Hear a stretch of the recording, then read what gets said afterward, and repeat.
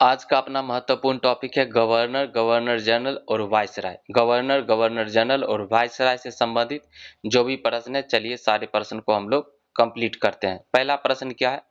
भारत के किस governor general के कार्यकाल में कोलकाता, मुंबई और मद्रास विश्वविद्यालय स्थापित किया गया था? तो आंसर हो जाएगा आपका, किसके काल में हुआ था आपका? तो लॉर्ड कैनिंग के कार्यकाल में हुआ था। किसके कार्यकाल में? लॉर्ड कैनिंग के कार्यकाल में हुआ था। भारत के किस गवर्नर जनरल के कार्यकाल में कोलकाता, मुंबई और मद्रास विश्वविद्यालय स्थापित किए गए थे? लॉर्ड कैनिंग के कार्यकाल में स्थापित किया गया था 1857 में। कब की बात है आपका? 1857 की बात है ना? 1857 की बात है। वुड डिस्पैच 1854 के आधार पर वुड डिस्पैच 1854 के आधार पर लॉर्ड कैनिंग के कार्यकाल में 1857 में कलकत्ता, मुंबई और मद्रास, उस समय बम्बई बोला था, कलकत्ता, बम्बई और मद्रास विश्वविद्यालय स्थापित किया गया था, है ना? अगला प्रश्न पर आ जाइए। किसने सिंध विजित कर उसका अधिकरण किया? किसने सिंध विजित कर उसका अधिकरण किया था, बताइए।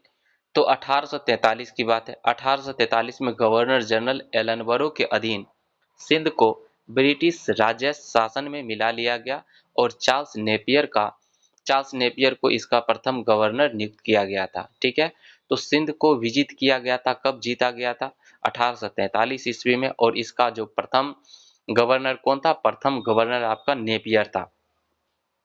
प्रथम गवर्नर कौन था? प्रथम गवर्नर आपका नेपियर था।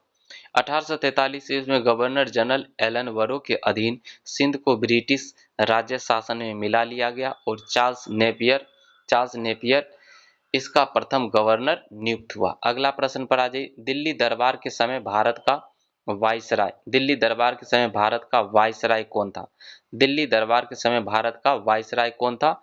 तो देख लीजिए, दिल्ली दरबार आपको तीन तीन बार आपका दिल्ली दरबार लगा था। जो प्रथम दिल्ली दरबार आपका 1 जनवरी 1877 को, जो प्रथम दिल्ली दरबार हुआ था ना, लगा था, उसमें 1 जनवरी, कब लगा था? 1 जनवरी 1877 को। और उस समय वायसराय कौन था? लॉर्ड लीटन था। और दूसरा वाला दिल्ली दरबार लगा था आपका 1903 में। उस समय कौन था? कर्जन था। और तीसरा दिल्ली दरबार में हार्डिंग था, है ना? वायसराय हार्डिंग था 1911 में। ठीक है, ये बात याद रखिएगा।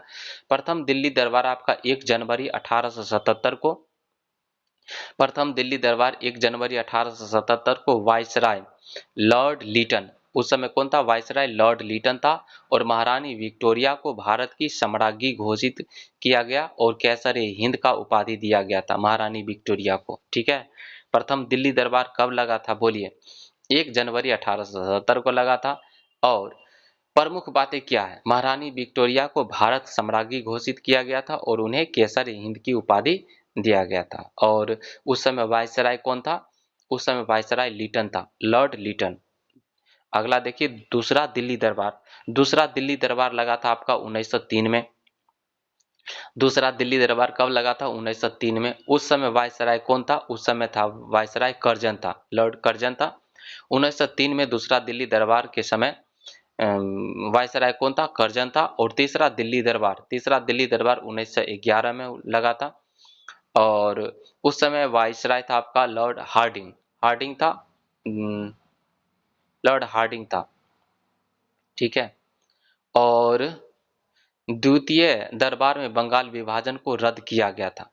द्वितीय दिल्ली दरबार में, है ना, तृतीय में 1911 में, तृतीय जो दिल्ली दरबार लगा था 1911 में, तो बंगाल विभाजन को क्या कर दिया गया? बंगाल विभाजन को रद्द किया गया। और कलकत्ता से राजधानी को कहाँ स्थानांतरित किया गया? दिल्ली स्थानांतरित किया गया। ये सब बातें याद रखिए। प्रथम दिल्ली दरबार में आपका प्रथम दिल्ली दरबार लगा था, उस समय वायसराय लॉर्ड लीटन था, दूसरा में कर्जन था और तीसरा में हार्डिंग था। अगला, दिल्ली दरबार के समय भारत का वायसराय कौन था? दिल्ली दरबार के समय भारत का वायसराय कौन था? देख लीजिए, सिर्फ बोला है दिल्ली दरबार की बात करता है ना, तो प्रथम का ही बात करेगा। तो उस समय क्या बोल दीजिएगा? लॉर्ड लीटन बोल दीजिएगा। अगर दूसरा तीसरा की बात करेगा तो कर्जन और हार्डिंग याद रखिएगा। लेकिन सिर्फ दिल्ली दरबार की बात कर देगा ना, तो आप पहले वाला को याद रखिएगा। प्रथम दिल्ली दरबार का आयोजन 1 जनवरी 1877 को किया गया था। इस समय भारत का वायसराय लॉर्ड लीटन था और इसका कार्यकाल 1876 से 1880 तक रहा था। और लॉर्ड जो लीटन था ना, लॉर्ड लीटन का कार्यकाल कब से कब तक? 1876 से 1880 तक इसका कार्यकाल लगा रहा था। अगला, किस वायसराय को अंडमान द्वीप समूह में छुरा मारकर मौत का घाट उतार दिया गया? बताइए, किस वायसराय को अंडमान द्वीप समूह में छुरा मारकर मौत का घाट उतार दिया गया था? तो लॉर्ड मेयो को। किसको? लॉर्ड मेयो को छुरा मार के उनको मौत का घाट उतार दिया गया था, लॉर्ड मेयो को। लॉर्ड मेयो को अंडमान द्वीप समूह पर शेर अली अफरीदी नामक व्यक्ति ने लॉर्ड मेयो को अंडमान द्वीप समूह पर शेर अली अफरीदी नामक व्यक्ति ने छुरा मारकर हत्या कर दिया था। मेयो के कार्यकाल में 1872 ईस्वी में जनगणना का कार्य प्रारंभ हुआ था। मेयो के कार्यकाल में 1872 ईस्वी में मेयो के कार्यकाल में 1872 ईस्वी में जनगणना क्या किया? जनगणना का कार्य प्रारंभ हुआ था। 1872 में कृषि विभाग की स्थापना की गई। 1872 में क्या किया गया? कृषि विभाग की स्थापना की गई। 1875 में अजमेर 1875 में अजमेर में मेयो कॉलेज की स्थापना हुआ। और 1875 में कहाँ मेयो कॉलेज का स्थापना हुआ था? आपका अजमेर में। ठीक है, तो इतना बात याद रखिएगा।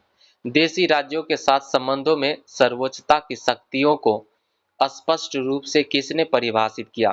है ना, बोला गया है देशी राज्यों के साथ संबंधों में सर्वोच्चता की शक्तियों को स्पष्ट रूप से किसने परिभाषित किया था? किसने परिभाषित किया था बताइए? तो लॉर्ड कर्जन ने परिभाषित किया था, लॉर्ड कर्जन ने, है ना, लॉर्ड कर्जन।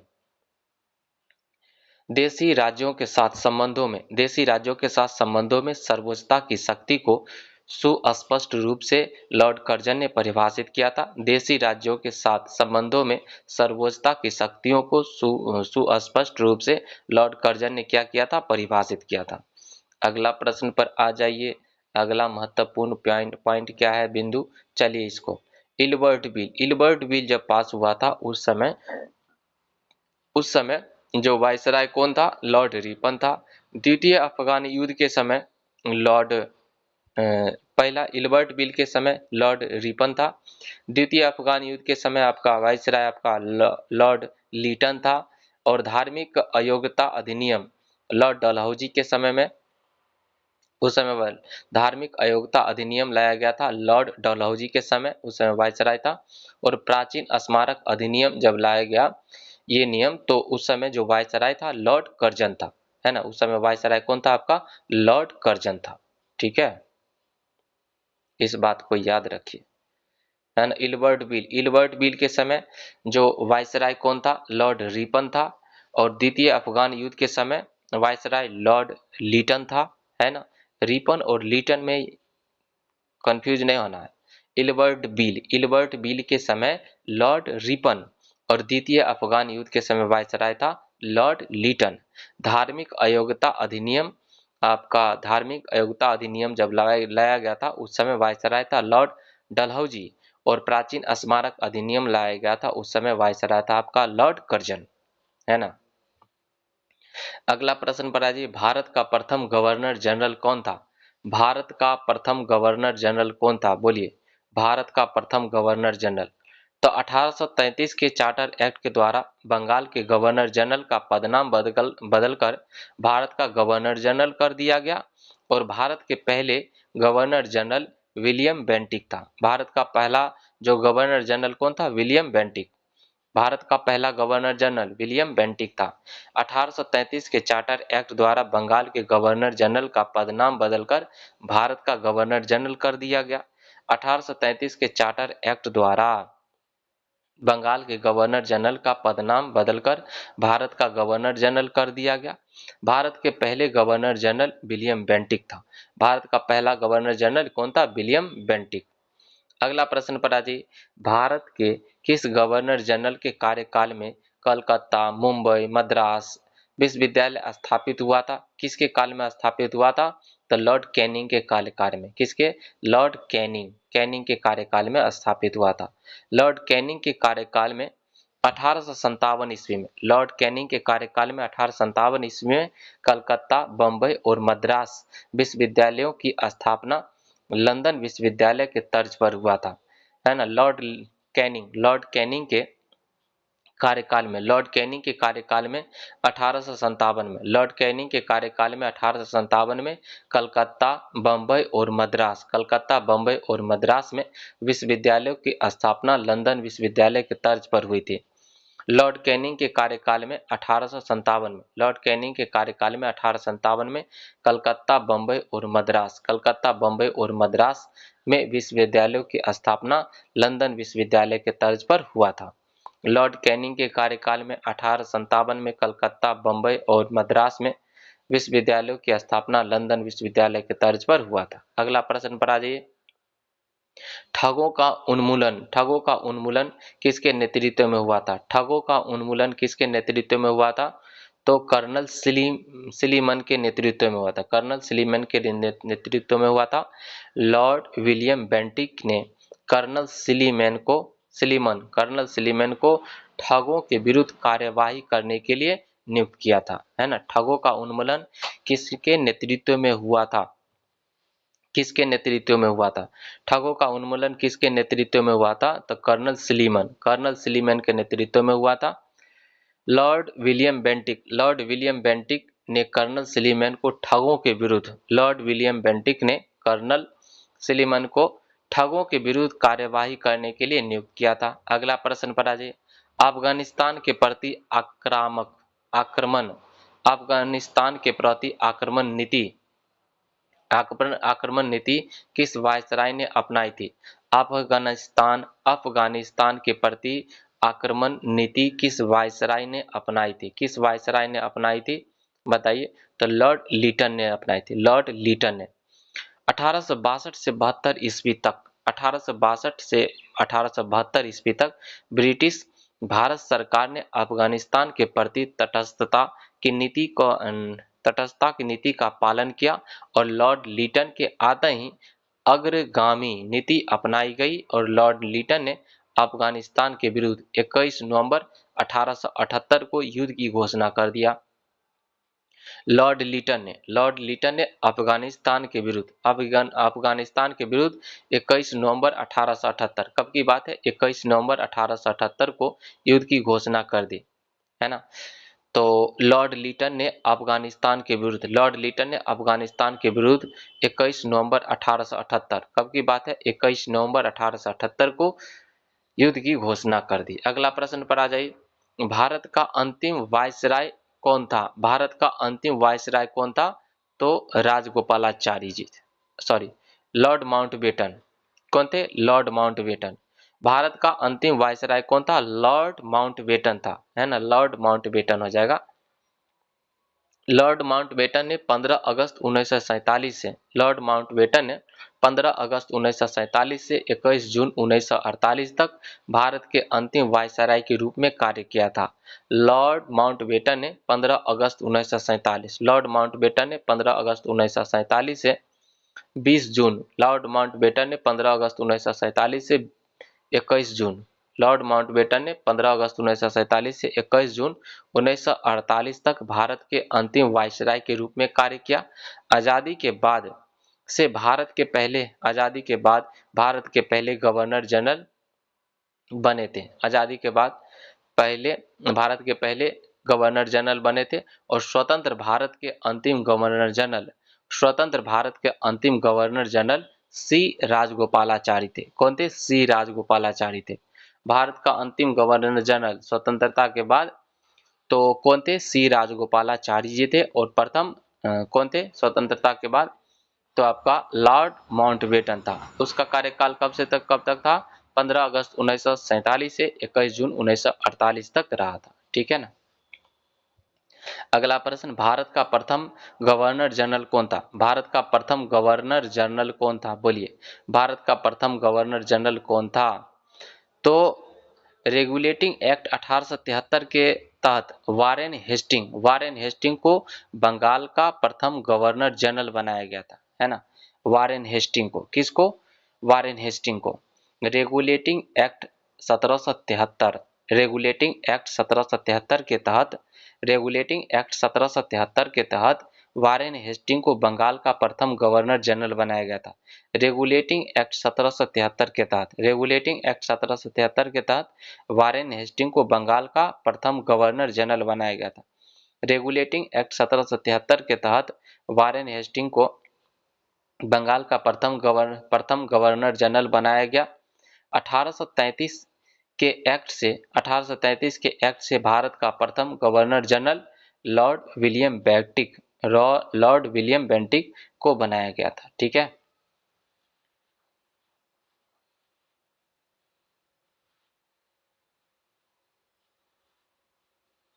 रेगुलेटिंग एक्ट 1873 के तहत वारेन हेस्टिंग को बंगाल का आपका गवर्नर जनरल बनाया गया था, है ना। और 1833 के एक्ट के तहत भारत का प्रथम governor general Lord William Bentinck viceroy था। ठीक है ना, लॉर्ड विलियम बेंटिक को बनाया गया था। अगला बताइए, सती को गैर कानूनी किसने घोषित किया? सती को गैर कानूनी किसने घोषित किया? सती को गैर कानूनी किसने घोषित किया था? तो सती को गैर कानूनी आपका लॉर्ड विलियम बेंटिक ने 1829 ईस्वी में सती प्रथा का अंत किया था। लॉर्ड विलियम बेंटिक ने 1829 में, लॉर्ड विलियम बेंटिक ने 1829 ईस्वी में सती प्रथा का अंत किया था। लॉर्ड विलियम बेंटिक ने 1829 में, लॉर्ड विलियम बेंटिक ने 1829 में सती प्रथा का क्या किया? अंत किया था। अगला प्रश्न पर आ जाइए, imperial imperial cadet corpus imperial cadet corps की स्थापना किसने की? इंपीरियल कैडेट कॉर्प्स की स्थापना किसने की? तो आंसर हो जाएगा देसी नरेशों के राजकुमारों के सैनिकों के लिए इंपीरियल कैडेट कॉर्प्स की स्थापना लॉर्ड कर्जन, किसके द्वारा? लॉर्ड कर्जन के द्वारा किया गया था। ठीक है ना, किसके द्वारा किया गया? लॉर्ड कर्जन के द्वारा। इंपीरियल कैडेट कॉर्प्स की स्थापना लॉर्ड कर्जन के द्वारा किया गया था। इंपीरियल कैडेट कॉर्प्स की स्थापना लॉर्ड कर्जन के द्वारा किया गया था। ठीक है, तो देसी नरेशों के राजकुमारों के सैनिकों के लिए इंपीरियल कैडेट कॉर्प्स की स्थापना लॉर्ड कर्जन के द्वारा की गई थी। अगला प्रश्न पर आ जाइए, द्वैध शासन का जनक किसे माना जाता है? द्वैध शासन का जनक किसे माना जाता है? सर लियोनेल कार्टिस को माना जाता है। सर लियोनेल कार्टिस को माना जाता है। द्वैध शासन का जनक किसे माना जाता है? सर लियोनेल कार्टिस को माना जाता है। सर लियोनेल कार्टिस को माना जाता है। सर लियोनेल कार्टिस को माना जाता है। द्वैध शासन का जनक किसे माना जाता है? सर लियोनेल कार्टिस को माना जाता है। द्वैध शासन का जनक किसे माना जाता है? सर लियोनेल कार्टिस को माना जाता है। द्वैध शासन का जनक किसे माना जाता है? सर लियोनेल कार्टिस को माना जाता है। द्वैध शासक का जनक सर लियोनेल कार्टिस को माना जाता है। द्वैध शासक का जनक सर लियोनेल कार्टिस को माना जाता है। ठीक है, अगला प्रश्न पर आ जाइए, मुझे विश्वास है कि कांग्रेस अपने, है ना, मुझे विश्वास है कि कांग्रेस अपने विनाश की तरफ जा रही है और यह मेरी बड़ी इच्छा है कि भारत में रहते हुए इसके शांति प्रिय निधन के लिए इसका सहायक बनूं। यह किसने लिखा? यह किसने लिखा था बताइए? यह किसने लिखा था? ये लॉर्ड कर्जन ने लिखा था। ठीक है ना, कांग्रेस के बारे में यह कथन किसका है? लॉर्ड कर्जन का है। अगला प्रश्न पर आ जाइए, किस वायसराय के कार्यकाल में भारतीयों को राय बहादुर और खान बहादुर की उपाधि प्रदान करना प्रारंभ हुआ? किस वायसराय के कार्यकाल में भारतीयों को राय बहादुर और खान बहादुर की उपाधि प्रदान करना प्रारंभ हुआ था? तो लॉर्ड लिटन के कार्यकाल में। किसके कार्यकाल में? लॉर्ड लिटन के कार्यकाल में।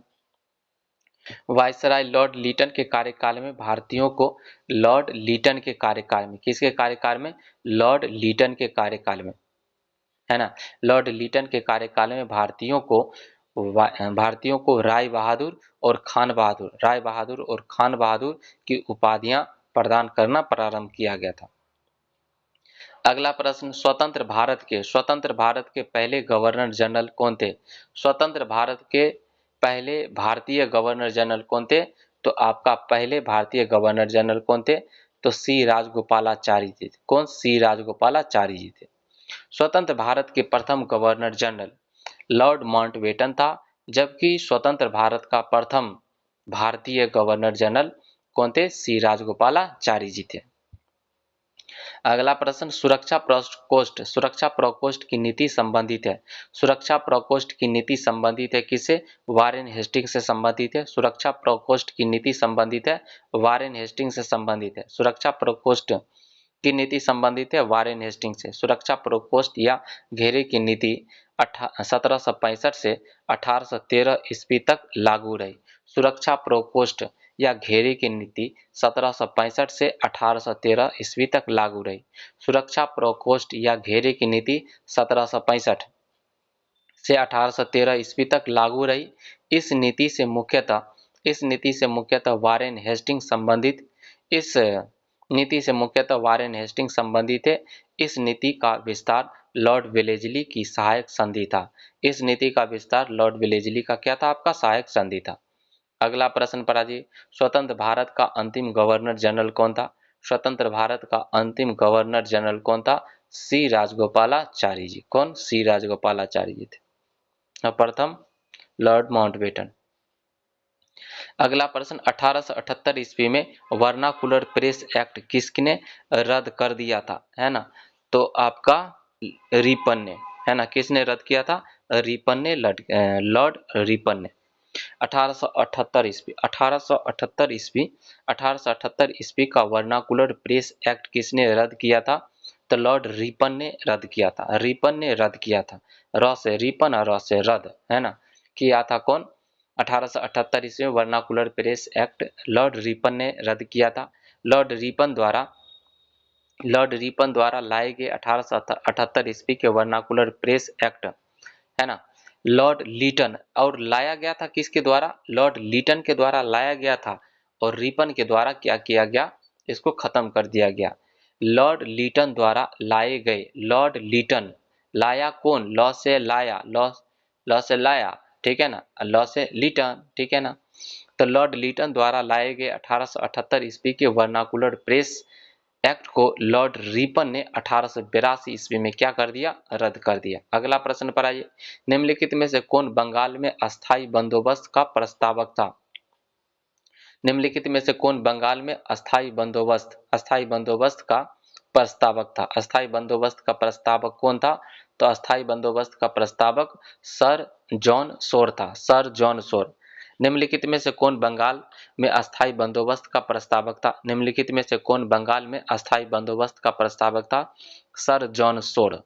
निम्नलिखित में से कौन बंगाल में अस्थायी बंदोबस्त का प्रस्तावक था? निम्नलिखित में से कौन बंगाल में अस्थायी बंदोबस्त का प्रस्तावक था? Sir John Shore. Sir John Shore, sir John Shore, है ना। अस्थायी बंदोबस्त या इस्तमरारी बंदोबस्त का प्रस्तावक सर जॉन शोर को माना जाता है। अस्थायी बंदोबस्त या इस्तमरारी बंदोबस्त का प्रस्तावक सर जॉन शोर को माना जाता है। अस्थायी बंदोबस्त को बंगाल में लागू करने का श्रेय कर्नवालिस को जाता है। अस्थायी बंदोबस्त को बंगाल में लागू करने का श्रेय कर्नवालिस को जाता है, जिन्होंने सन 1793 ईस्वी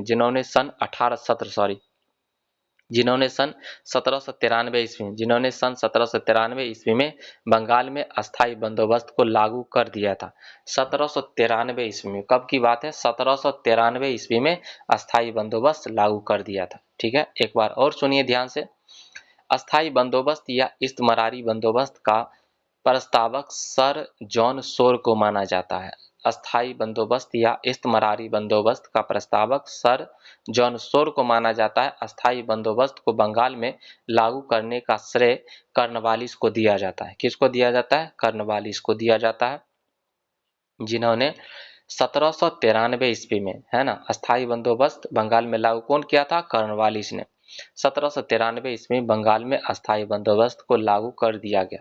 अगला प्रश्न पर आ जाइए, किस ब्रिटिश गवर्नर जनरल ने हड़प नीति अपनाई थी? हड़प नीति कौन अपनाया था? लॉर्ड डलहौजी ने हड़प नीति अपनाया था। किस ब्रिटिश गवर्नर जनरल ने हड़प नीति अपनाई थी? किस ब्रिटिश गवर्नर जनरल ने हड़प नीति अपनाई थी? बोलिए, किस ब्रिटिश गवर्नर जनरल ने हड़प नीति अपनाई थी? तो आंसर हो जाएगा लॉर्ड डलहौजी। कौन था आपका? लॉर्ड डलहौजी था। लॉर्ड डलहौजी ने भारतीय देशी राज्यों को ब्रिटिश साम्राज्य का हिस्सा बनाने के लिए हड़प नीति अपनाई थी। इस नीति के तहत जब एक संरक्षित राज्य के शासन की प्राकृतिक उत्तराधिकारी के बिना मृत्यु हो जाती है ना। मान लीजिए उनके खानदान में कोई नहीं है, ठीक है ना, उत्तराधिकारी, है ना, जेंट्स में, तो उसके राज्य पर अंग्रेजों का क्या हो जाएगा? आपका कब्जा हो जाएगा। इस नीति के तहत उसने सर्वप्रथम 1848 ईस्वी में सतारा को मिलाया था। लॉर्ड डलहौजी ने हड़प नीति के अंतर्गत सबसे पहले किसको मिलाया? 1848 ईस्वी में सतारा को ब्रिटिश साम्राज्य में मिला लिया। उसके बाद क्रमशः जैतपुर, संभलपुर, बुंदेलखंड, है ना, बुंदेलखंड, ओडिशा को 1849 में अपनाया, अपने ब्रिटिश साम्राज्य में मिला लिया। जैतपुर, संबलपुर, बुंदेलखंड, है ना, और ओडिशा को 1849 में मिला लिया। बाघाट को 1850 में मिला लिया। उदयपुर को 1852 में मिला लिया। झांसी को 1853 में मिला लिया। नागपुर को 1854 में, व अवध को कुशासन के आधार पर 1856 ईस्वी में ब्रिटिश साम्राज्य में मिला लिया। ठीक है, तो आपका लॉर्ड डलहौजी ने सर्वप्रथम अपने राज्य में ब्रिटिश राज्य में किसको मिलाया था? सतारा को मिलाया था। कब की बात है? 1848 ईस्वी में सतारा को मिला लिया, 1848 ईस्वी में। उसके बाद क्रमशः जैतपुर, संभलपुर, बुंदेलखंड, ओडिशा को 1849 ईस्वी में ब्रिटिश साम्राज्य में मिला लिया। बाघाट को 1850 में मिला लिया। बाघाट को कब अंग्रेजों ने अपने में मिला लिया?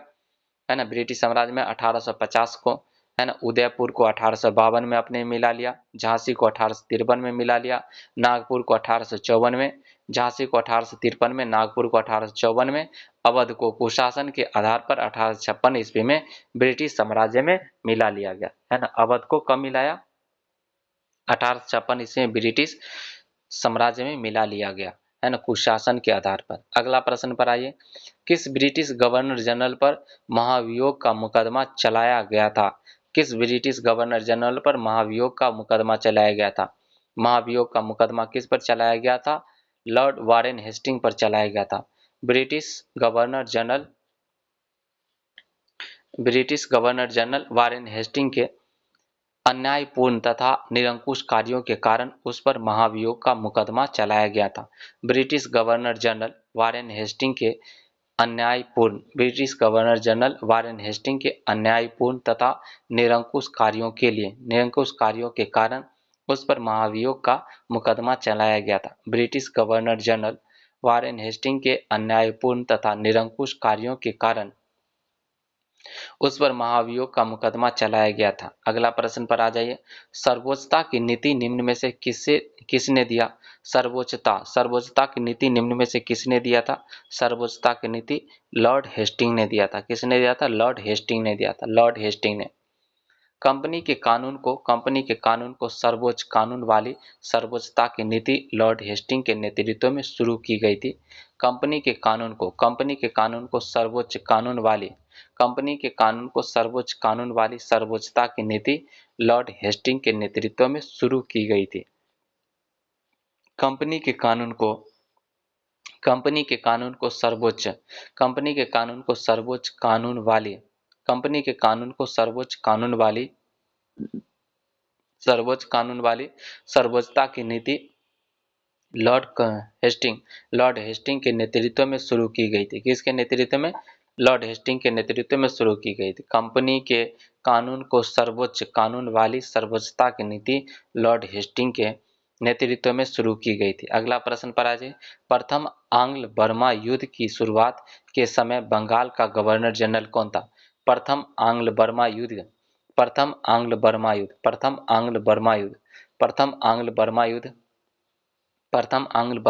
की शुरुआत के समय बंगाल का गवर्नर जनरल कौन था? प्रथम आंग्ल बर्मा युद्ध की शुरुआत के समय बंगाल का गवर्नर जनरल कौन था? प्रथम आंग्ल बर्मा युद्ध की शुरुआत के समय बंगाल का गवर्नर जनरल कौन था? तो बंगाल का गवर्नर जनरल कौन था? लॉर्ड एमहर्स्ट था। कौन था? लॉर्ड एमहर्स्ट था। ठीक है, प्रथम आंग्ल बर्मा युद्ध की शुरुआत के समय भारत का गवर्नर जनरल लॉर्ड एमहर्स्ट था। अगला 1861 ईस्वी के भारतीय परिषद अधिनियम के समय वायसराय कौन था? 1861 के भारतीय परिषद अधिनियम 1861 के भारतीय परिषद अधिनियम 1861 के भारतीय परिषद अधिनियम के समय वायसराय कौन था? 1861 के भारतीय परिषद अधिनियम के समय वायसराय कौन था? तो उस समय वायसराय लॉर्ड कैनिंग था। 1861 के भारतीय परिषद अधिनियम के समय वायसराय कौन था? लॉर्ड कैनिंग था। कौन था? लॉर्ड कैनिंग था। लॉर्ड कैनिंग के कार्यकाल के दौरान government of India Lord Canning के कार्यकाल के दौरान government of India Lord Canning के कार्यकाल के दौरान government of India Lord Canning के कार्यकाल के दौरान गवर्नमेंट ऑफ इंडिया 1858 एक्ट तथा 1861 के भारतीय परिषद अधिनियम को पारित किया गया। लॉर्ड कैनिंग के कार्यकाल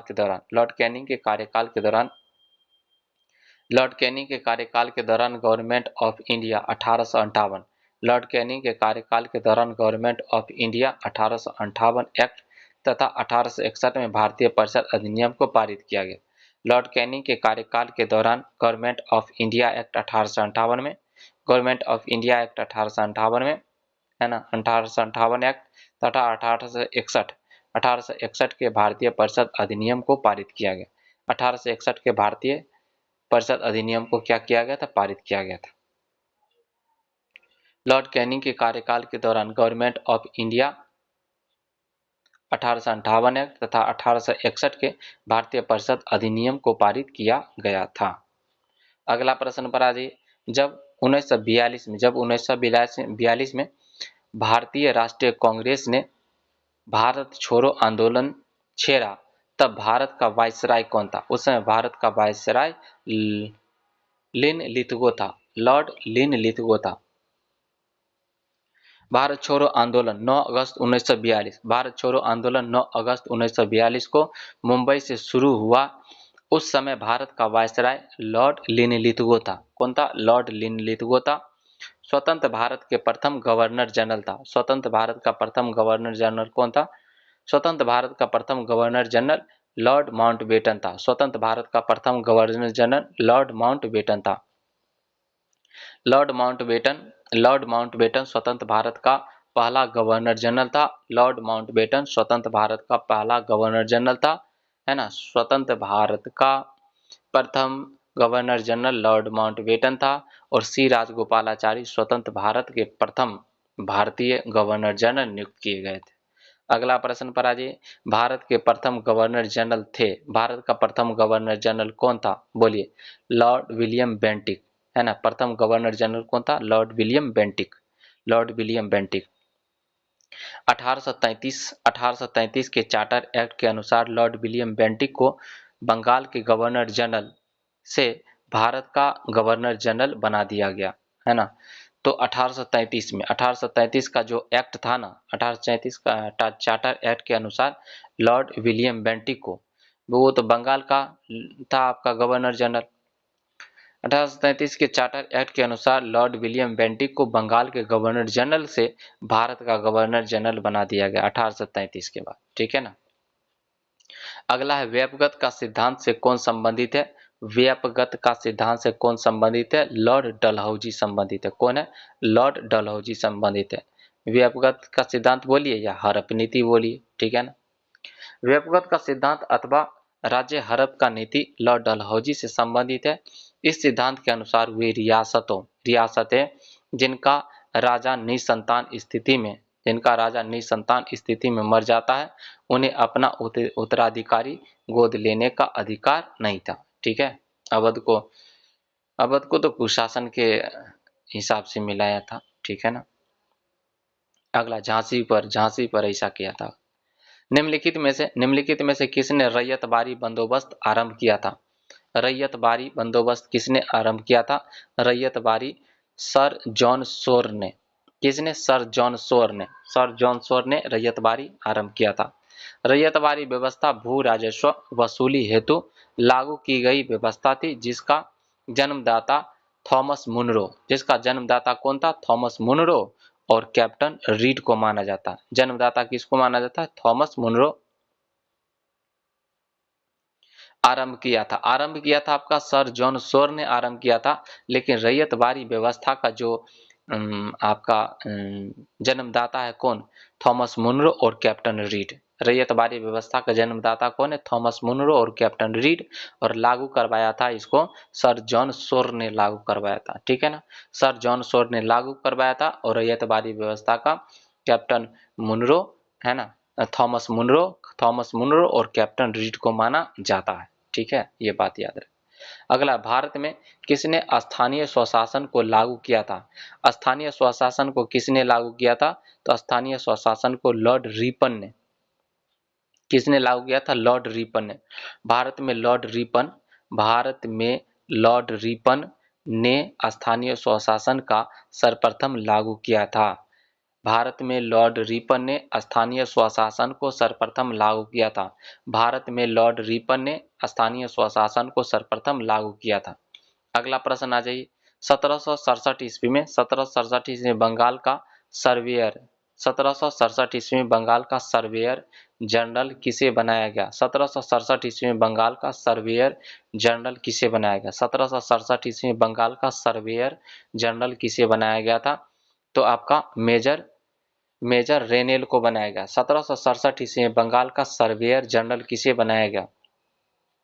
1767 ईस्वी में बंगाल का सर्वेयर जनरल किसे बनाया गया? 1767 ईस्वी में बंगाल का सर्वेयर जनरल किसे बनाया गया? 1767 ईस्वी में बंगाल का सर्वेयर जनरल किसे बनाया गया? 1767 ईस्वी में बंगाल का सर्वेयर जनरल किसे बनाया गया था?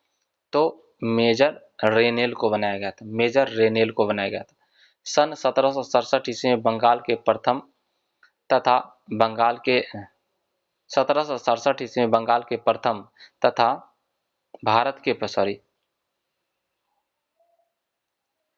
1767 ईस्वी में भारत के प्रथम तथा बंगाल का सर्वेयर जनरल बंगाल के सर्वेयर जनरल मेजर जेम्स रेनेल को बनाया गया था। किसको बनाया गया था? मेजर जेम्स रेनेल को बनाया गया था। 1767 ईस्वी में भारत के प्रथम तथा बंगाल के सर्वेयर जनरल मेजर जेम्स रेनेल को बनाया गया था। अगला प्रश्न, सांप्रदायिक निर्वाचक का जनक किसे माना जाता है? सांप्रदायिक निर्वाचक का जनक किसे माना जाता है? सांप्रदायिक निर्वाचक का जनक किसे माना जाता है? सांप्रदायिक निर्वाचक का जनक किसे माना जाता है? लॉर्ड मिंटो को माना जाता है। किसको माना जाता है? लॉर्ड मिंटो को माना जाता है। सांप्रदायिक निर्वाचक का जनक लॉर्ड मिंटो को माना जाता है। सांप्रदायिक निर्वाचक का जनक लॉर्ड मिंटो को माना जाता है। सांप्रदायिक निर्वाचक का जनक किसको? लॉर्ड मिंटो को माना जाता है। सांप्रदायिक निर्वाचक का जनक लॉर्ड मिंटो को माना जाता है। 1909 ईस्वी को भारत शासन अधिनियम में मुसलमानों को पृथक निर्वाचक क्षेत्र की व्यवस्था कर फूट डालो और राज करो की नीति अपनाया था। सांप्रदायिक निर्वाचक का जनक लॉर्ड मिंटो को माना जाता है। सांप्रदायिक निर्वाचक का जनक लॉर्ड मिंटो को माना जाता है। 1909 ईस्वी को भारत शासन बोले तो परिषद अधिनियम में मुसलमानों को पृथक निर्वाचक क्षेत्र की व्यवस्था कर फूट डालो और राज करो की नीति अपनाई थी। अगला प्रश्न पर आ जाइए, है ना। किसने ठगी के उन्मूलन से संबंधी सुधार लागू किया था? तो विलियम बेंटिक ने। किसने? विलियम बेंटिक ने। ठगी के उन्मूलन से संबंधित सुधार विलियम बेंटिक ने लागू किया था। ठगी के उन्मूलन से संबंधित सुधार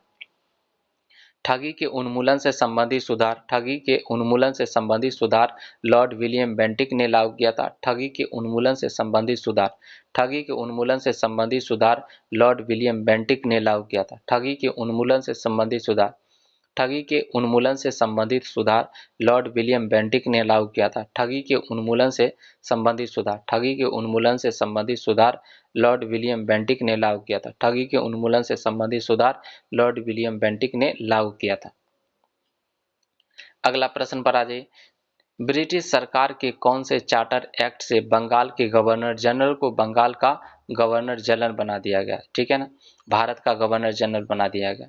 ब्रिटिश सरकार के कौन से चार्टर एक्ट द्वारा बंगाल के गवर्नर जनरल को भारत का गवर्नर जनरल बना दिया गया। तो ये 1833 का चार्टर एक्ट के अकॉर्डिंग, किसके अकॉर्डिंग? 1833 के चार्टर एक्ट के अकॉर्डिंग बंगाल के गवर्नर जनरल को भारत का गवर्नर जनरल बना दिया गया था। ठीक है ना, 1833 के चार्टर अधिनियम ने बंगाल के गवर्नर जनरल को भारत का गवर्नर जनरल बना दिया। 1833 के चार्टर एक्ट के अंतर्गत बंगाल का जो गवर्नर जनरल था ना, उसको क्या बना दिया? भारत का गवर्नर जनरल बना दिया गया। अगला प्रश्न, कौन सा लॉर्ड कर्जन का योगदान नहीं है? लॉर्ड कर्जन का योगदान देख लीजिए, लॉर्ड कर्जन का योगदान क्या था? लॉर्ड कर्जन का योगदान क्या था? तो बंगाल विभाजन में लॉर्ड कर्जन का योगदान था, है ना। और सेना व न्यायिक सुधार में भी इसका क्या था? योगदान था।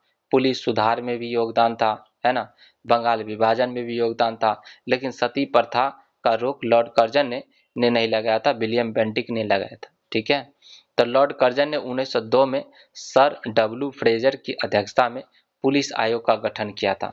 लॉर्ड कर्जन ने 1902 ईस्वी में, कब की बात है? लॉर्ड कर्जन ने 1902 ईस्वी में सर डब्ल्यू फ्रेजर की अध्यक्षता में पुलिस आयोग का गठन किया था।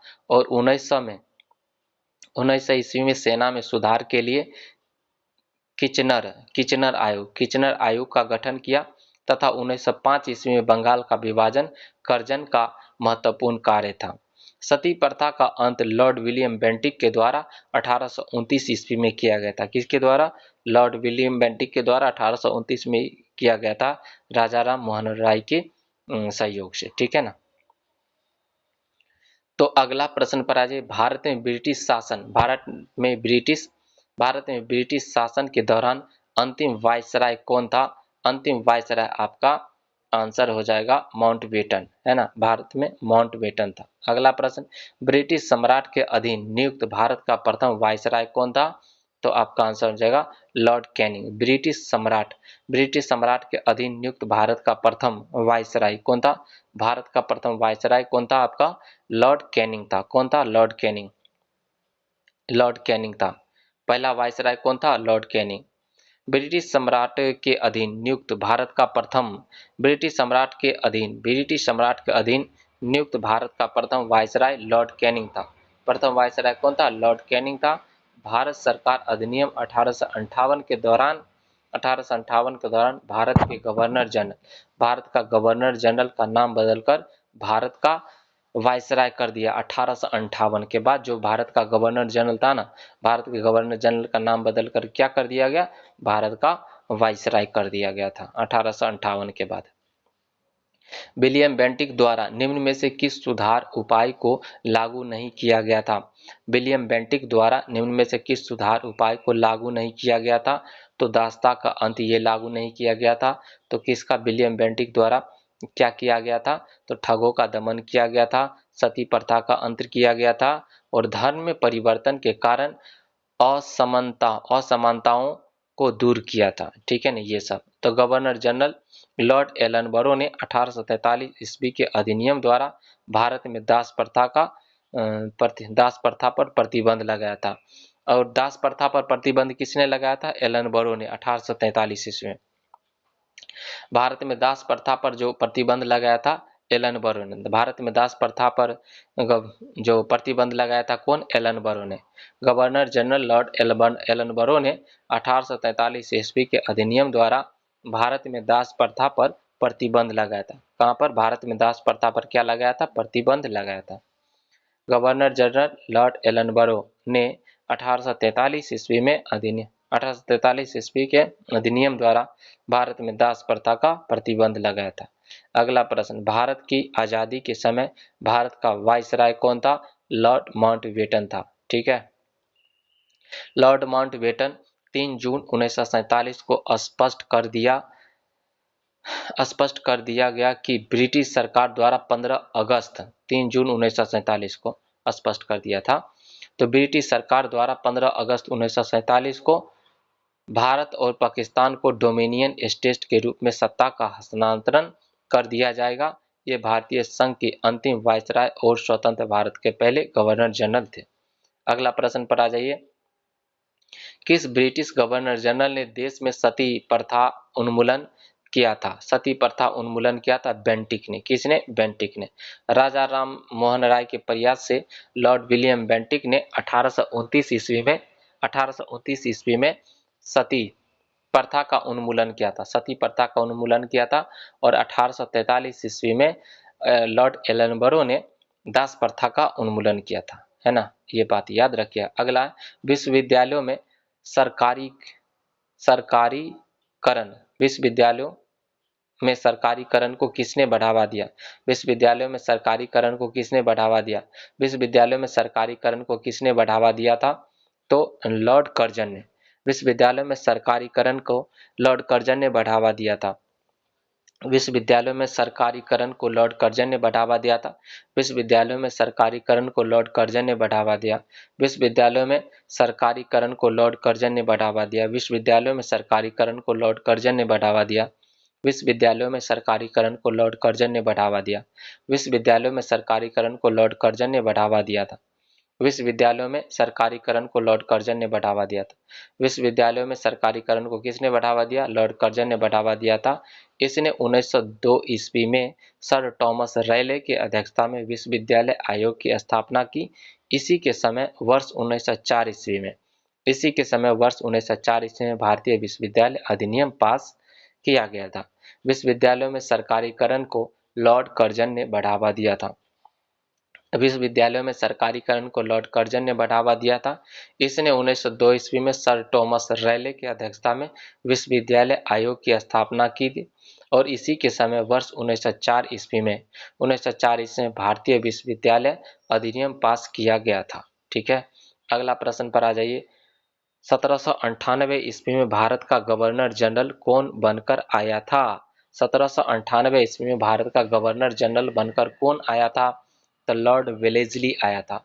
1798 ईस्वी में भारत का गवर्नर जनरल कौन बनकर आया था? लॉर्ड वेलेस्ली बनकर आया था। 1798 से भारत का गवर्नर जनरल बनकर लॉर्ड वेलेस्ली आया था। 1798 से भारत का गवर्नर जनरल बनकर कौन आया था? Lord Wellesley. कौन आया था? लॉर्ड वेलेस्ली आया था। वारेन हेस्टिंग का कार्यकाल कब से कब तक था? बोलिए। वारेन हेस्टिंग का कार्यकाल 1774 से 1785 तक रहा। वारेन हेस्टिंग का कार्यकाल 1774 से 1785 तक रहा था। लॉर्ड कॉर्नवालिस का कार्यकाल आपका 1786 से 1793 और 1905 में भी 1805 में भी रहा था। लॉर्ड कॉर्नवालिस का जो कार्यकाल है 1786 से 1793 और 1905 इसमें भी रहा। लॉर्ड वेलेस्ली को 1798 से 1805। लॉर्ड वेलेस्ली का शासनकाल 1798 से 1805। लॉर्ड डलहौजी बना था आपका 1848 से 1856। लॉर्ड डलहौजी का कार्यकाल था 1848 से 1856, है ना। लॉर्ड डलहौजी का कार्यकाल था 1848 से 1856, है ना। उसके बाद कैनिंग आ जाता है। अगला आ जाइए। भारत की स्वतंत्रता के बाद निम्न में से कौन भारतीय गवर्नर जनरल बना था? भारतीय गवर्नर जनरल बना था श्री राजगोपालाचारी जी। अगला प्रश्न पर आ जाइए। लॉर्ड माउंटबेटन को कार्य करने के लिए जब भारत भेजा गया तो उसे विशिष्ट निर्देश दिया गया था कि भारतीय उपमहाद्वीप क्षेत्र को छोटे छोटे विरोधी राज्य में विभाजित कर दें, है ना। देख लीजिए, ऐसा ही आदमी था। लॉर्ड माउंटबेटन को कार्य करने के लिए जब भारत भेजा गया था तो उसे विशिष्ट निर्देश दिया गया था कि भारतीय उपमहाद्वीप को छोटे छोटे विरोधी राज्य में विभाजित कर दें। और 3 जून 1947 को माउंटबेटन योजना प्रस्तुत किया था। अगला, सती प्रथा की रीति को अवैध घोषित किया। सती प्रथा की रीति को अवैध घोषित किया किसने? लॉर्ड विलियम बेंटिक ने। 1829 ईस्वी में लॉर्ड विलियम बेंटिक की अगुवाई एवं राजा राम मोहन राय जैसे समाज सुधारकों के अथक प्रयासों द्वारा सती प्रथा को भारत में अमान्य घोषित कर दिया गया, है ना। भारत में अंतिम गवर्नर जनरल कौन था? भारत का अंतिम गवर्नर जनरल श्री राजगोपालाचारी जी थे। ठीक है, और सी राजगोपालाचारी जी का जो कार्यकाल था 21 जून 1948, 21 जून 1948 से 26 जनवरी 1950, 21 जून 1948 से 26 जनवरी 1950 तक रहा था, है ना। अगला प्रश्न है, महान शहीद भगत सिंह, सुखदेव और राजगुरु को जब फांसी दी गई थी तो भारत का जो वायसराय कौन था? भारत का वायसराय था उस समय लॉर्ड इरविन था। कौन था? इरविन, है ना, लॉर्ड इरविन था, है ना, लॉर्ड इरविन, है ना, लॉर्ड इरविन था। 23 मार्च 1931 को 23 मार्च 1931 को 23 मार्च 1931 को 23 मार्च 1931 को सुखदेव, भगत सिंह और राजगुरु को फांसी दे दी गई। उस समय भारत का वायसराय लॉर्ड इरविन था। भारत का प्रथम वायसराय कौन था? भारत का प्रथम वायसराय आपका आपका कैनिंग था। भारत का प्रथम वायसराय कौन था? कैनिंग, कैनिंग था। भारत का प्रथम वायसराय कौन था? कैनिंग था, कैनिंग। भारत का प्रथम वायसराय कौन था? कैनिंग था। भारत का प्रथम वायसराय एवं अंतिम गवर्नर जनरल लॉर्ड कैनिंग था। अंतिम गवर्नर जनरल कौन था? Lord Canning. प्रथम वायसराय कौन था? Lord Canning. 1858 ईस्वी के अधिनियम के द्वारा ही गवर्नर जनरल को वायसराय कहा जाने लगा था। अगला प्रश्न पर आ जाइए। निम्नलिखित में से किसे वर्नाकुलर प्रेस एक्ट, निम्नलिखित किसने वर्नाकुलर प्रेस एक्ट को निरस्त किया था? तो रिपन ने निरस्त किया था और लीटन ने लाया था। लॉर्ड लीटन के द्वारा 1878 ईस्वी में, लॉर्ड लीटन के द्वारा 1878 ईस्वी में, लॉर्ड लीटन के द्वारा 1878 ईस्वी में वर्नाकुलर प्रेस एक्ट लागू किया गया और लॉर्ड रिपन के कार्यकाल में 1882 ईस्वी में रद्द किया गया। 1878 ईस्वी में लॉर्ड लीटन ने वर्नाकुलर प्रेस एक्ट लाया था और 1882 ईस्वी में लॉर्ड रिपन ने इसे क्या कर दिया था? रद्द कर दिया था। भारत का प्रथम वायसराय कौन था? भारत का प्रथम वायसराय कौन था? Lord Canning. भारत का प्रथम वायसराय कौन था? Lord Canning. भारत का प्रथम वायसराय कौन था? Lord Canning. भारत सरकार अधिनियम 1858 में भारत के गवर्नर जनरल का नाम बदलकर भारत का वायसराय कर दिया गया और भारत के पहले वायसराय लॉर्ड कैनिंग थे। भारत के पहले वायसराय कौन थे? Lord Canning. भारत के पहले वायसराय कौन थे? Lord Canning. भारत सरकार अधिनियम, भारत सरकार अधिनियम 1858 में भारत के गवर्नर जनरल का नाम बदलकर भारत का वायसराय कर दिया गया। क्या कर दिया? भारत का वायसराय कर दिया गया और भारत के पहले वायसराय लॉर्ड कैनिंग थे। भारत के पहले वायसराय कौन थे? Lord Canning. भारत के पहले वायसराय कौन थे? Lord Canning. ठीक है ना। तो गवर्नर जनरल, वायसराय और से संबंधित जो भी आपका प्रश्न था, सारा प्रश्न आपका इसमें आपका कंप्लीट होता है, सब खत्म हो गया, है ना। नेक्स्ट टॉपिक है आपका माउंटबेटन योजना और भारत विभाजन से संबंधित जो भी प्रश्न है, चलिए इसको कंप्लीट करते हैं। ठीक है ना, पूरे कंप्लीट कर देंगे वन शॉट में। इंग्लैंड में लॉर्ड्स के सदन में भारतीय स्वतंत्रता विधेयक कब पारित हुआ था? कब गया था? 16 जुलाई 1947 को गया था। कब हुआ? 16 जुलाई 1947 को। भारतीय स्वतंत्रता विधेयक 15 जुलाई 1947 ईस्वी को हाउस ऑफ कॉमन्स में, भारतीय स्वतंत्रता विधेयक 15 जुलाई, भारतीय स्वतंत्रता विधेयक 15 जुलाई 1947 ईस्वी को हाउस ऑफ कॉमन्स में, भारतीय स्वतंत्रता विधेयक 15 जुलाई 1947 ईस्वी को हाउस ऑफ कॉमन्स में तथा 16 जुलाई 1947 को लॉर्ड सभा में प्रस्तुत किया गया था और 18 जुलाई को ब्रिटिश संसद ने भारतीय स्वतंत्रता विधेयक 1947 पारित किया था। भारतीय स्वतंत्रता विधेयक 15 जुलाई 1947 ईस्वी को हाउस ऑफ कॉमन्स में तथा 16 जुलाई 1947 को लॉर्ड सभा में प्रस्तुत किया गया था और 18 जुलाई को ब्रिटिश संसद में भारतीय स्वतंत्रता विधेयक 1947 पारित किया गया था। अगला प्रश्न पर आ जाइए। भारत के विभाजन के समय भारतीय राष्ट्रीय कांग्रेस का अध्यक्ष कौन थे? भारत के विभाजन के समय भारतीय राष्ट्रीय कांग्रेस के अध्यक्ष कौन थे? जेवी कृपलानी जी थे। कौन थे? जेवी कृपलानी जी थे। भारत के विभाजन के समय कांग्रेस के अध्यक्ष आचार्य जेवी कृपलानी जी थे। कांग्रेस के मेरठ अधिवेशन 54वां मेरठ अधिवेशन हुआ था आपका कांग्रेस का 54वां अधिवेशन कहाँ पर हुआ था? मेरठ में हुआ था और 23 नवंबर 1946 को 23 नवंबर 1946 को 23 नवंबर 1946 की अध्यक्षता जेबी कृपलानी जी ने किया था। ठीक है ना। 54वां जो कांग्रेस अधिवेशन होता है आपका 23 नवंबर 1946 को मेरठ में, इसकी अध्यक्षता किसके द्वारा किया जाता है? जेबी कृपलानी जी के द्वारा किया जाता है। अगला प्रश्न बताइए, भारत की आजादी के समय ब्रिटेन में निम्नलिखित राजनीतिक पार्टियों में से कौन सी पार्टी सत्ता में थी? तो लेबर पार्टी सत्ता में थी। कौन थी? लेबर पार्टी सत्ता में थी। भारत के आजादी के समय भारत की आजादी के समय ब्रिटेन में लेबर पार्टी सत्ता में थी और प्रधानमंत्री एटली था। भारत में आजादी के समय भारत की आजादी के समय भारत की आजादी के समय भारत की आजादी के समय ब्रिटेन में लेबर पार्टी सत्ता में थी। भारत की आजादी के समय ब्रिटेन में लेबर पार्टी सत्ता में थी और प्रधानमंत्री एटली थे। अगला है, फ्रंटियर गांधी ने कहा था कि उन्हें और उनके आंदोलन को भेड़ियों के सामने फेंक दिया गया है ना।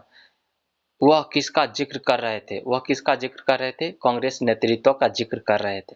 ठीक है। अब्दुल गफ्फार खान, जिसे फ्रंटियर गांधी के नाम से जाना जाता है, ने भारत के विभाजन का विरोध किया था, किंतु जब 15 अगस्त 1947 को पख्तूनिस्तान पाकिस्तान अंग बन गया, तब उन्होंने कांग्रेस के नेताओं को कहा था कि उन्हें और उनके आंदोलन को उन्होंने भेड़ियों के सामने फेंक दिया। ठीक है ना। वो बहुत दुखी थे, जो फ्रंटियर गांधी अब्दुल गफ्फार खान थे ना, वो पाकिस्तान एक अलग प्रांत बना था ना, इससे वो बहुत ज्यादा दुखी थे। इसको लेकर ये बात किसको कहे थे?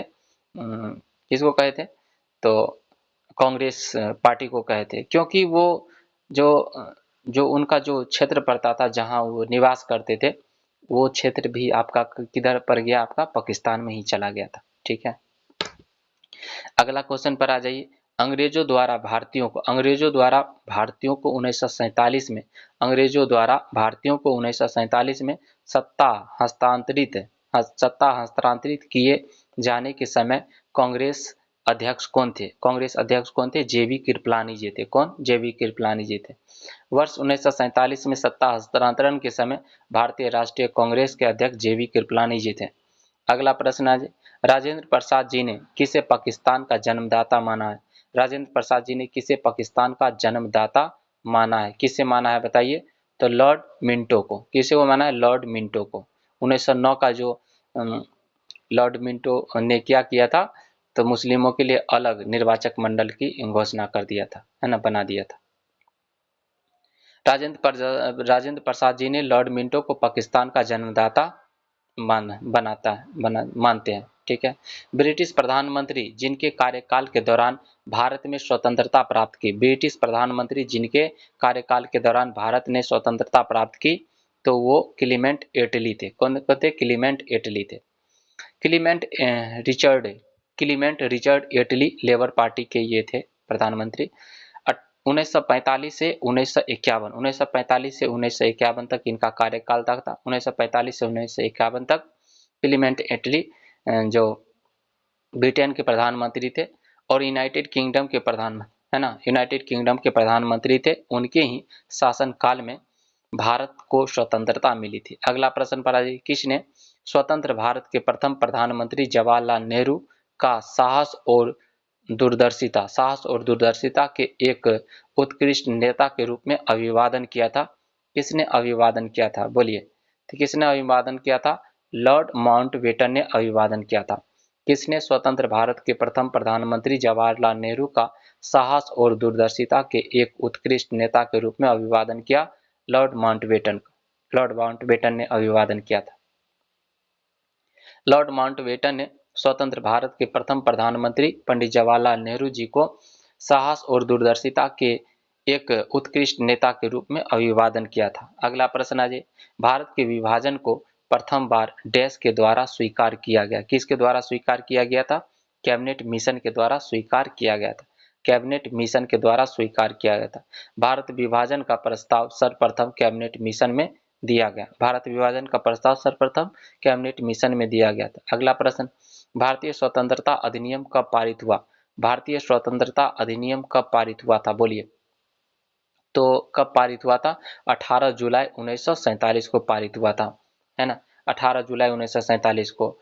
और ये गया था कब? आपका 16 जुलाई 1947 को, है ना, लॉर्ड्स सभा में। भारतीय स्वतंत्रता अधिनियम 18 जुलाई 1947 को ब्रिटिश संसद द्वारा पारित हुआ था। भारतीय स्वतंत्रता अधिनियम 18 जुलाई 1947 को ब्रिटिश संसद द्वारा क्या हुआ था? पारित हुआ था। अगला प्रश्न पर आ जाइए। सत्ता हस्तांतरण के समय निम्नलिखित राज्यों में से एक कांग्रेस दल का पूर्ण विकसित संगठन था। सत्ता हस्तांतरण के समय निम्नलिखित राज्यों में से एक कांग्रेस दल का पूर्ण विकसित संगठन था। कांग्रेस दल का पूर्ण विकसित संगठन था आपका मैसूर। कौन था? आपका मैसूर। सत्ता हस्तांतरण के समय निम्नलिखित राज्यों में से एक एक में कांग्रेस दल का पूर्ण विकसित संगठन था, तो आपका मैसूर में। कहां पे? मैसूर में। सत्ता हस्तांतरण के समय मैसूर रियासत में कांग्रेस दल पूर्ण विकसित संगठन था। अगला, नोआखली काल में महात्मा गांधी के सचिव कौन थे? नोआखली काल में महात्मा गांधी जी के सचिव कौन थे? तो महात्मा गांधी जी के सचिव नोआखली तो बोले तो बंगाल में, नोआखली बंगाल बोला जाता है। नोआखली नोआखली में सांप्रदायिक दंगों के समय महात्मा गांधी जी का सचिव प्यारे लाल थे। कौन थे? प्यारे लाल थे, प्यारे लाल। अगला प्रश्न पर आ जाइए। स्वतंत्रता संग्राम के दौरान भारतीय राज्यों और कश्मीर निज भारतीय राज्यों जैसे कश्मीर कश्मीर कश्मीर निजाम हैदराबाद के निजाम, कश्मीर हैदराबाद का निजाम, ट्रावनकोर आदि भारतीय शासकों को द्वारा शामिल राज्यों में एक समानांतर आंदोलन शुरू किया गया था। उसका क्या नाम था? उसका नाम था प्रजामंडल आंदोलन। उसका क्या नाम था? प्रजामंडल आंदोलन था।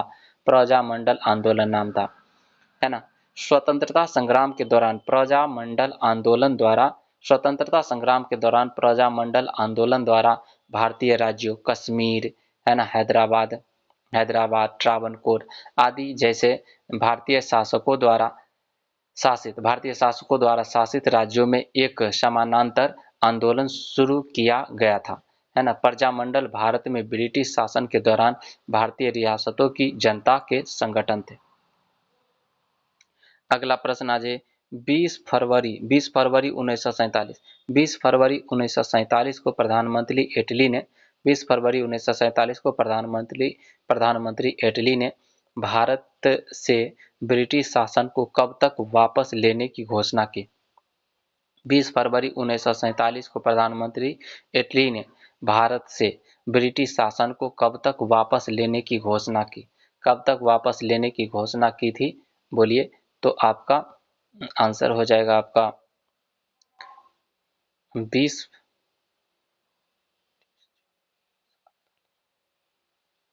आपका आंसर है जून 1948।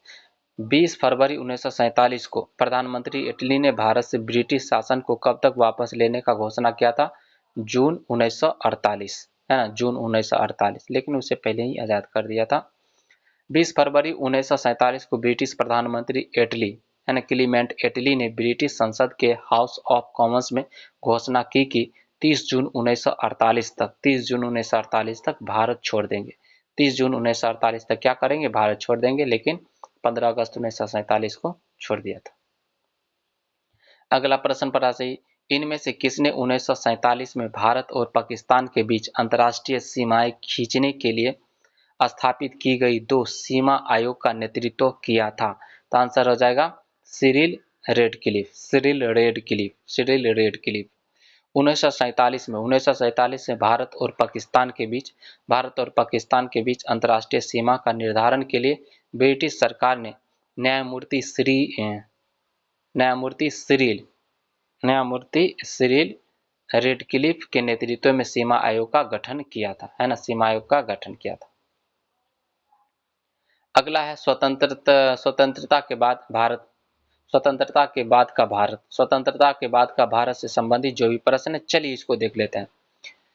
आजादी के बाद भारत और नेपाल के बीच प्रथम शांति और मित्रता संधि किस वर्ष काठमांडू में हस्तांतरित किया गया था? तो आपका 1950 में किया गया था। आजादी के बाद भारत और नेपाल के बीच प्रथम शांति और मित्रता संधि 31 31 जुलाई 1950 31 जुलाई 1950 में काठमांडू में हस्ताक्षरित किया गया था। अगला प्रश्न, भारत और चीन के बीच पंचशील समझौता कब हस्ताक्षरित हुआ था? तो ये आपका 1854 में हुआ था।